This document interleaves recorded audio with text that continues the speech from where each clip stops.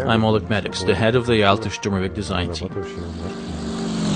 And I'm Ilya Shevchenko, the lead development producer on the Cliffs of Dover project. The original IL2 Sturmovik was in development for 4 years before its release in 2001. We continued to improve the sim, add new planes, and expand the series for almost 7 years after that. We ended up with a gigantic encyclopedia of World War II aviation that covered virtually every theater of the war. While working with the original IL2, we increasingly felt that the engine was becoming obsolete. We wanted to do more. Hardware was becoming more powerful. New opportunities were opening up. It was becoming increasingly difficult to fit everything into our 2001 game engine. Finally, we decided to break out of our old cocoon, spread our wings, and become a beautiful butterfly. We created a brand new game engine from scratch, taking absolutely nothing from the old IL2 except for our experience. We have brand new physics, brand new artificial intelligence, and a completely new graphics engine that supports all the cutting-edge features that the old IL2's engine simply could not handle.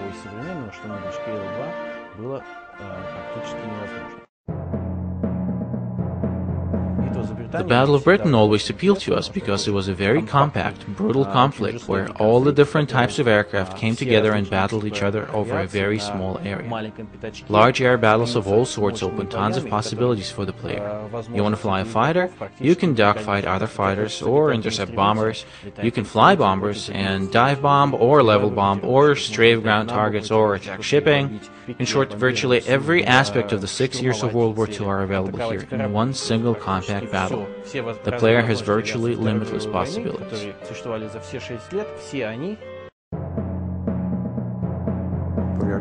I can say this about the realism. We tried to make this game as realistic as possible on current cutting-edge hardware. One of the features we're most proud of is our damage model. Fans of the IL2 series will see a huge leap forward compared to our older titles. Remember that the damage model in IL2 was always considered the most advanced, the most detailed, and the most realistic. Despite the fact that the old IL2 was released 10 years ago, even to this day no World War II combat sim has come out with a damage model that approaches our 2001 release. Cliffs of Dover will bring us up to date to 2011 standards. Each plane is modeled in such intricate detail that you will see the hit of each round in the exact spot it hits, and virtually everything, every rivet, every spar, the entire internal structure, they're all right there. The in-game round that hits a specific spot will cost the exact result as a real round fired at a real aircraft. Some of our more complex planes contain more than 300 individually damageable components. Each of them has an effect of some sort on the plane's performance.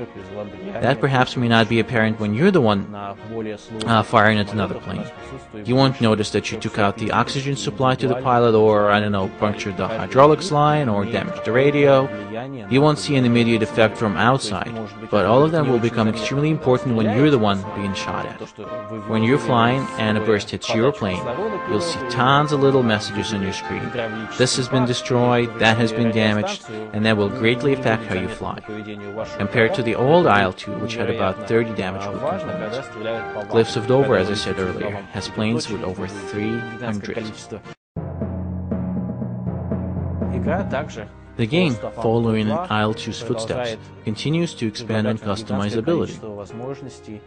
There is a lot of realism options that allow you to toggle various simulation elements that make it more or less realistic. If you are new to flight sims, you can disable complex engine management, spins and stalls, and so on, and fly a nearly arcade game, where it's nearly impossible to stall or crash. You can of course turn off vulnerability completely, so enemy rounds won't damage you, and you can fly into the ground and bounce right off and keep on flying.